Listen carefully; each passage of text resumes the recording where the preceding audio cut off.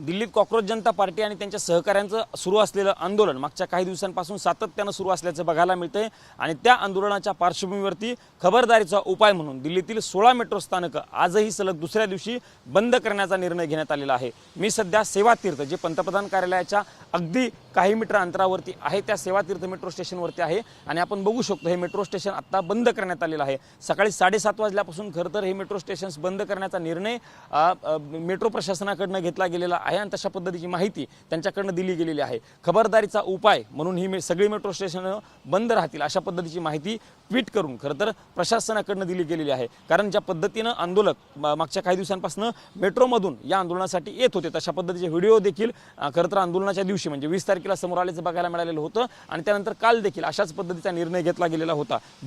जी 16 metro स्टेशन्सची माहिती दिली गेली आहे त्यामध्ये लोककल्याण मार्ग असेल, राजीव चौक असेल, पटेल चौक असेल, रामकृष्ण आश्रम मार्ग असेल, सुप्रीम कोर्ट असेल, Sevatirth, Mandi house, central secretariat, ITO, Indraprastha, Khan market, Jorbagh, Shivaji stadium ह्या सगळ्या 16 मेट्रो स्थानकांचा या सगळ्यामध्ये समावेश असल्याचं आपल्याला बघायला मिळतंय। ज्या लोकांना इथनं प्रवास करायचा आहे म्हणजे हे मेट्रो स्टेशन्स मी दाखवण्याचा प्रयत्न करतो की पंतप्रधानांचं कार्यालय खरं तर अगदी हाकेच्या अंतरावरती या ठिकाणावरून आहे। प्रवाशांना खूप मोठ्या प्रमाणावरती प्रवास मेट्रोमधून प्रवासी करत असतात कारण दिल्लीमध्ये जे अधिकारी असतील किंवा सर्वसामान्य लोक कामावरती जातात त्यांना कामावरती जाण्यासाठी सगळ्यात सोयीस्कर मार्ग हा मेट्रोचाच असतो। पण आता ही मेट्रो या आंदोलनाच्या पार्श्वभूमीवरती बंद करण्याचा निर्णय सरकारनं घेतल्याचं आपल्याला बघायला मिळतंय। काल देखील अशाच पद्धतीने मेट्रो बंद करण्याचा निर्णय घेतलेला होता आणि सायंकाळच्या वेळी म्हणजे सायंकाळी 6 नंतर मेट्रो सुरू केली गेलेली होती।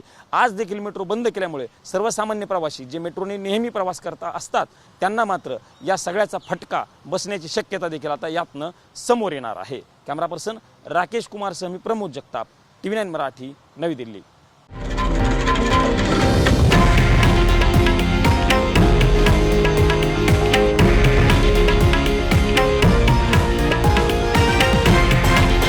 हे आहे देशातील नंबर 1 न्यूज नेटवर्क आणि आपण पाहत आहात TV9 मराठी, एकमेव।